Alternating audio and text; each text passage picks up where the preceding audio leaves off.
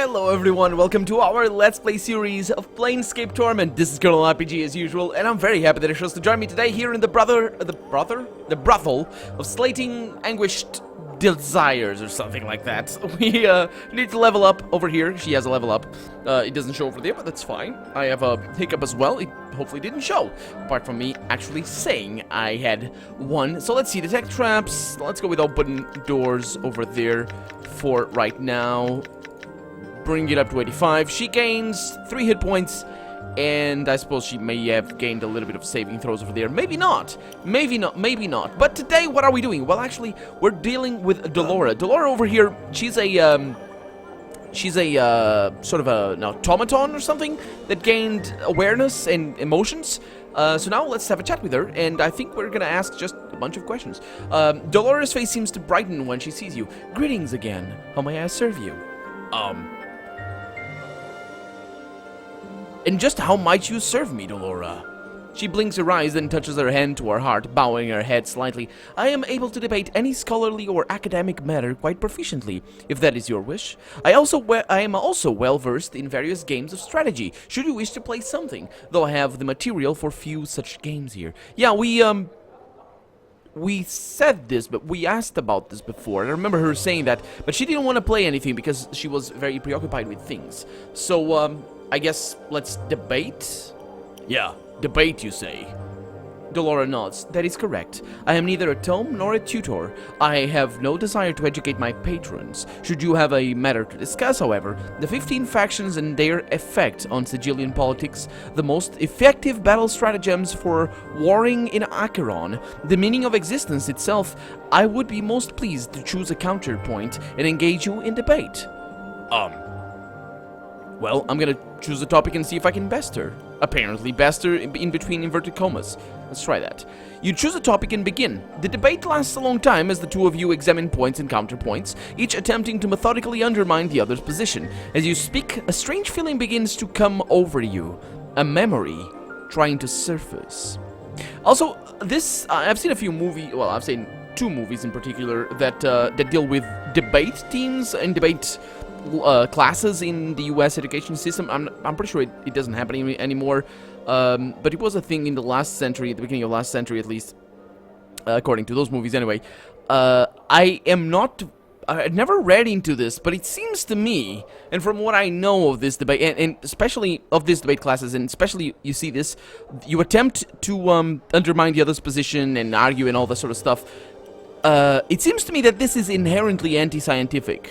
And actually, it leads to pseudoscience in immediately, because the thing is, from what I know, basically you're told to argue for a point, but not necessarily. Maybe you're not given the point that you're supposed to argue for. Maybe it's just like, okay, let's talk about, I don't know, the effects of society. Well, let's say the effect of road building in the natural habitat of beavers. Let's pretend that that's the subject. So basically you have 2 teams, or more teams, of course, and what happens is the mediator or something, anyway, the moderator maybe, will ask each team, to each debate team, basically, or each person, to just say, okay, I'm gonna defend this, and I'm gonna argue for this in particular. So basically the problem with this is that no matter how much research you do by yourself, because you're gonna need to make research to argue for your point, you're always starting with a conclusion,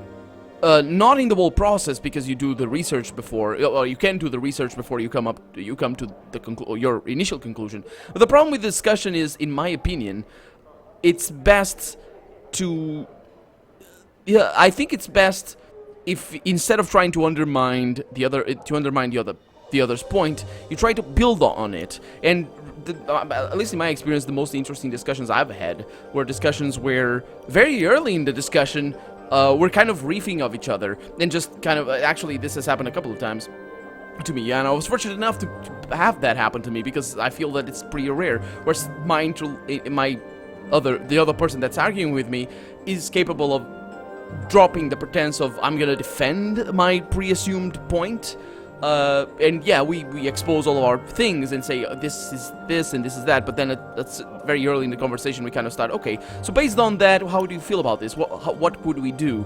And inevitably the discussion, because we don't know everything, inevitably the discussion is going to come to a point where, okay, well, that's very interesting, all that we've learned, but we need to look into the matter more. And that's, I feel, that's the point of discussing. It's to come to the conclusion that you know very little about the subject, and whereas before you were just, okay, I know everything that I can know, I've come to my conclusion. And you see the point here?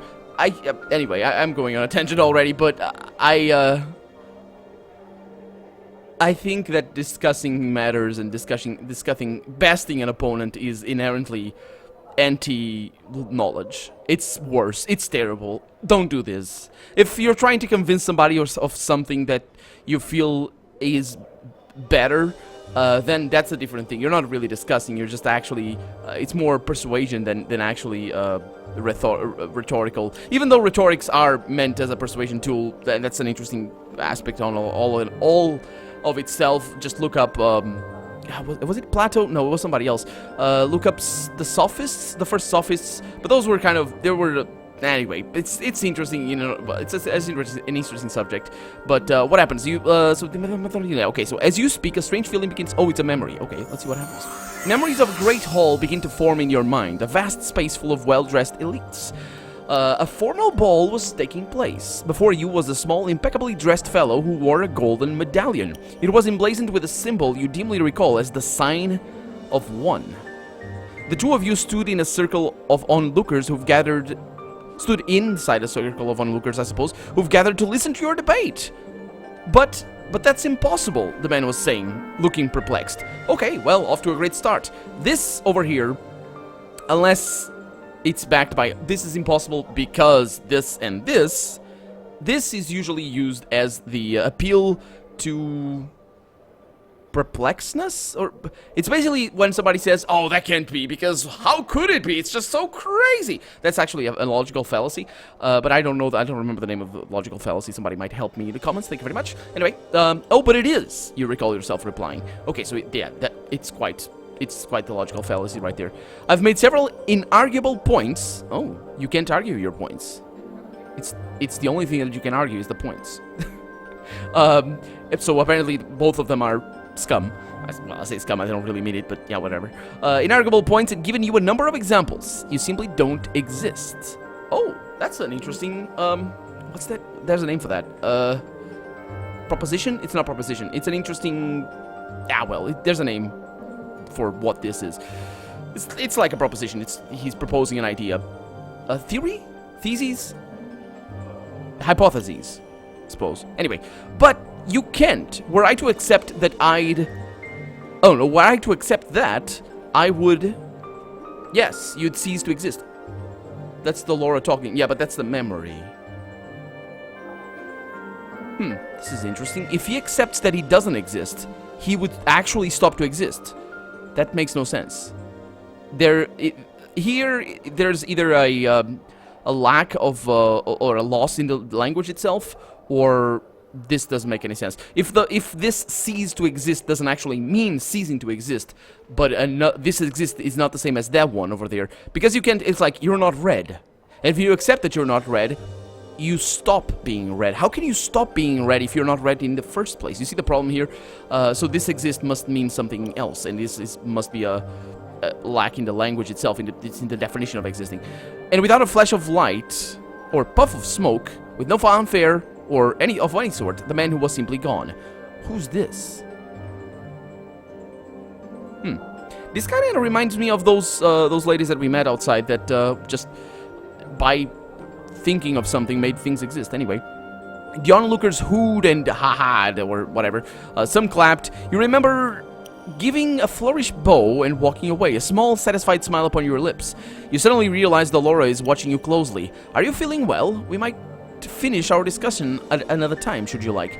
No, let's continue the debate. As hard-pressed as you are to beat Dolores' infallible sense of logic, this is the problem. This is just... you need to... that's not how you reach a conclusion. You can't start with a conclusion and then argue for it. That's not how it goes. You need to argue first and then reach a conclusion. You eventually win out, apparently. She merely nods in approval. You are a most skilled debater. There is no denying. I do feel, though, that I had time to perform some research. You might not have bested me. An unfair oh, it's unfair if she researches. If she's educated about what she's saying, then it's unfair. This is bullcrap, and I believe that might be part of the reason why they stopped with this, with lessons about debates.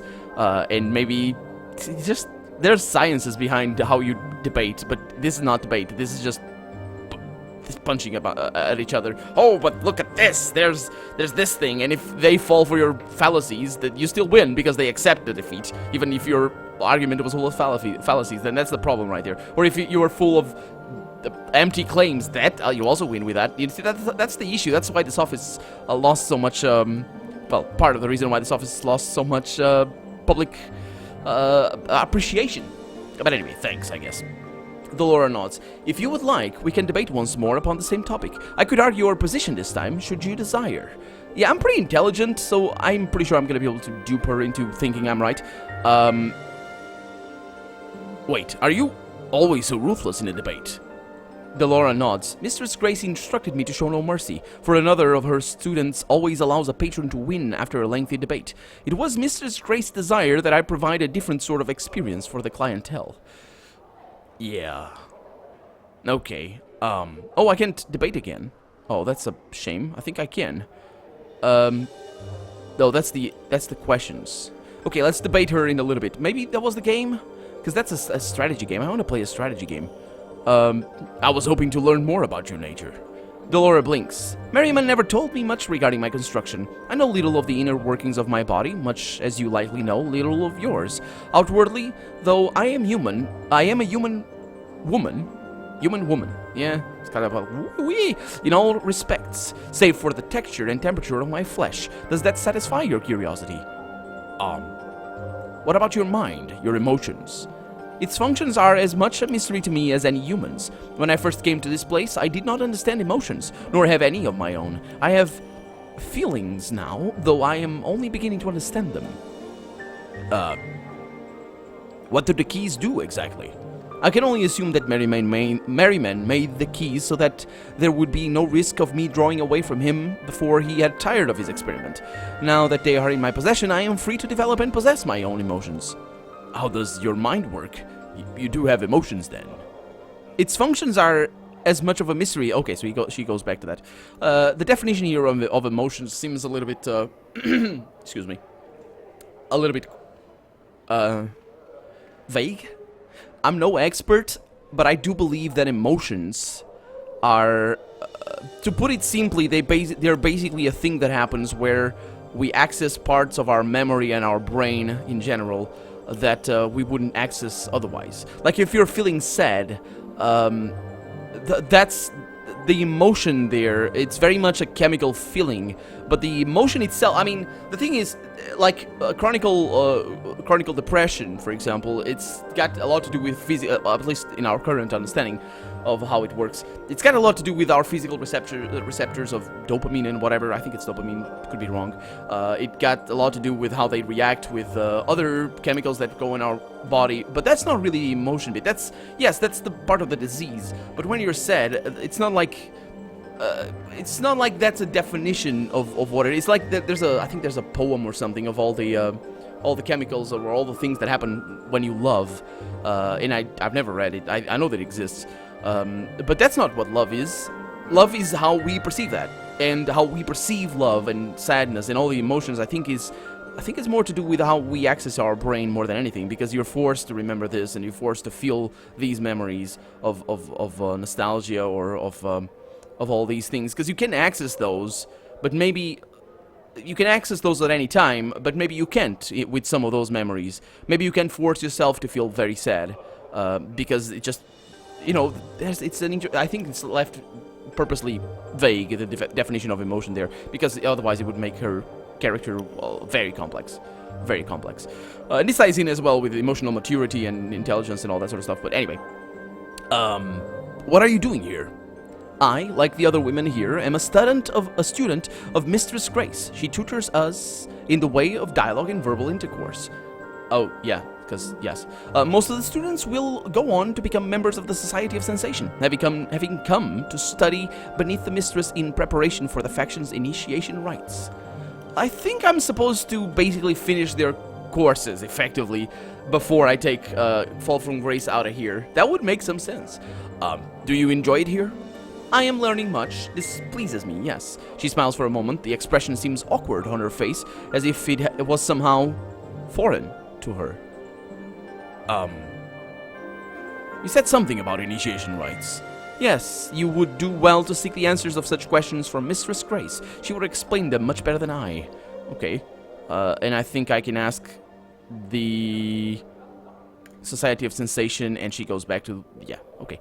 Can you tell me of this place? Yes, I can. The Brothel of Slating Intellectual Lusts is a school. Its prostitutes are tutored in the ways of dialogue and verbal intercourse. I would recommend you speak to the establishment's proprietor, Mistress Grace, should you require a more enumerated explanation. I'm pretty sure that's not what he means, enumerated, because that comes from numeru, or numerus, actually, that'll be the Latin, I suppose, which means number.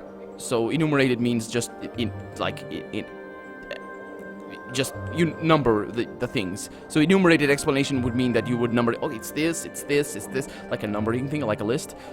Maybe, I don't know. I have the same complaint for unison. That means actually just one sound. It means one sound, but it's used recurrently in RPGs that I've played as at the same time, and that's not what it means. It means in unison. It means the same sound, at the same time, the same sound.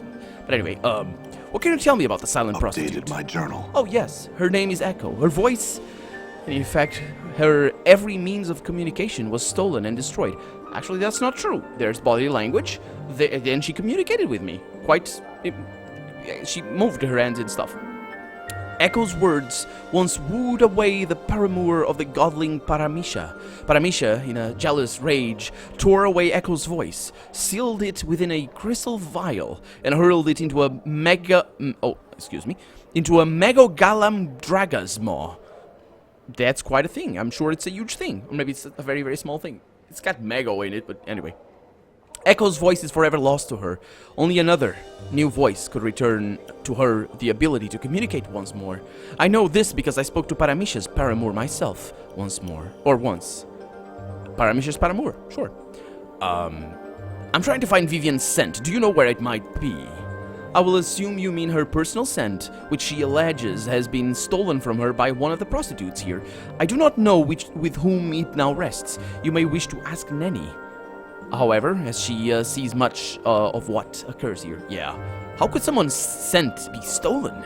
Well, maybe she hasn't bathed in a while, and that's all that it is, really. Vivian utilizes an aspect of the art to create, change, and enhance the olfactory aspects of an object, living or dead. Perhaps the thief knows some of these skills as well. Her scent would have to rest in an object, however, and not on the thief. Were that the case, else Vivian would know them by her smell. Yeah, I suppose. Do you know anything about Ravel Puzzlewell? I know that she was, or is, should she still be numbered among the living, a night hag of great power and inestimable evil. The Lady of Pain banished her to an extra-dimensional prison for crimes against the city of Sigil. You would do well to speak to Eve of her. She knows a great many tales and can likely tell you Ravel's. Yeah, we need to go to Eve as well. That's a good point. We have also completed her mission. Okay. I feel stronger. Lovely. So I leveled up. I still need to... might I serve or might you serve? Let's go with a debate. That is correct. Okay, so I'm gonna try and do the same thing. Skill debater, there's no denying. You might have had thanks. Okay, so she asks the same thing. Oh. I can't argue. I can't argue the opposite, apparently. Okay, I could argue your position this time. Yeah, not right now, thanks. Could we play a game, though? Of course. Is there anything in particular you wish to play? No, I don't really remember any games. Oh, here then, allow me to show you one. Delora brings out a thin, lacquered box which unfolds into a small board marked with a grid. Oh, I'm gonna love this already. The contents of the box prove to be a number of polished stone chips. Oh, lovely. Half of them black. Oh, it's a checkers game, or maybe chess. Half of them white. I mean, it's chips, so it's probably checkers. This game, she says, goes by many names. Shall I explain the rules to you? Yeah, please. Delora explains to you the rules of the game, how the chips are moved, how one bests one's opponent. It seems somehow faintly familiar to you. The rules are simple, yes, she says, but a great deal of complexity lies within the game itself. It takes a great deal of time to master. Shall we play? Actually, checkers is pretty simple. It takes a great deal of time to master if you have no tutor. If you do have a little... Well, there's... I remember not reading a book, but I leafed through a book, a very thin book actually, about how to master checkers, and basically went over all the moves and all the normal moves anyway, and about all the theory and all that, and that was after I stopped playing checkers, because when I was a kid, I used to play checkers a lot with my dad, and then I got my Sega Saturn, and yes, better games. Yeah, because, yeah. So, yeah. Let's do this. As you play, you come to realize that you've done so before. You recall various ploys and strategies that have won you previous games and employ every trick you know to beat her. Yeah, go with a little triangle at the bottom and then sacrifice it on the right side. Wait a minute, is it the right side? Or is the left side? I think it's the left side. Sacrifice the tip of the left side and bait your enemy in there. And if they fail to that, fall for that, you can then proceed and just beat them, because that's easy. And if they don't fall for that, then you're screwed, because you sacrificed that bit over there. And yeah, that's how I usually won. I usually won. So strange feeling comes over. A memory. Okay, let's go for that. Memories of a smoke-filled field. Oh my god. Memories of a field. Oh, that's not any better. Memories of a field of battle filled with smoke begin to fill your mind. Oh my god, so many feel. Atop of great hill overlooking the fighting you sat. Oh, okay. You sat atop a great... Oh my god, why the anastrophe? I think it is anastrophe. Or is it apostrophe? I don't know. Anyway, atop a great hill overlooking the fighting you sat, mounted upon a massive four-legged beast. The braying of horns carried your orders to the troops below. Even as you watched, your forces divided, fleeing left and right as the foreign army fought its way up the hill to slay the enemy lord. You. The fools, you had thought, lips curling into a wicked smile. My knights shall charge down the hillside and stop their advance in an instant, and at that very moment my retreating footmen will fall into crush their flanks, and yet another victory soon to be mine. You suddenly realize Delora is watching you intently. Are you feeling well? We might take up the game another day if you so wish. No, let's continue. And yeah, anytime anybody complains that you play violent games, just say, yeah, I would play checkers, but the graphics are pretty crap. Just go with that. Delora plays excellently, counteracting all but your most crafty moves. But eventually, your feints and calculating maneuvers win over her. Yes, well-crafted strategies. She nods approvingly as she begins to put the game away. You are a fine player, perhaps a master. I commend you for your skill. Yeah, my thanks.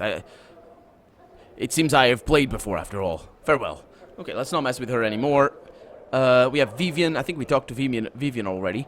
Vivian greets you with a polite half smile. Had you any luck finding my scent, perchance? No, but I'll keep looking. Okay, so she's the one that is missing her scent. I could ask Nenny, and that's Juliet. That's the lady that I basically screwed up. Sorry. Let's have a chat with her, see if she says anything. I think she's still gonna be sobbing. Juliet looks the worst you've ever seen her. Her face is haggard and pale, with black rings beneath her bloodshot eyes. She offers you a faltering smile as if trying to present a pleasant front. I can't really do anything, can I? Well, I mean, let her deal with her grief, I guess. Nanny was over here. Or no, she's probably outside. She closed the door, so... I thought Nanny was over here. And this is Echo's room. And this is, somebody else's room, maybe. We have Kasai Series over there. We don't need to talk to her anymore. As far as I remember, anyway. Echo is over here. Nanny, Nine Eyes. What are you doing over here, Nanny? Come on. Oh, there's a thing over here that I completely missed. I would like that to be closed. Can I do that? I'm gone. Damn you, Nanny. Forced it. Silver ring. Thank you very much. Nobody cares for that. Okay. Done. Let's have a chat with Nanny. Hi, she says. Yeah, hi you yourself. Oh, I didn't mean to zoom in. Hey, Nanny. Well met, good sir. I'm Nanny. And how are you this fine day? Oh, we've met before. Nanny giggles and smiles gleefully at you. I'm sorry, I knew you looked familiar, though. Yeah, that's all right, Nanny. I had some questions. Well, actually,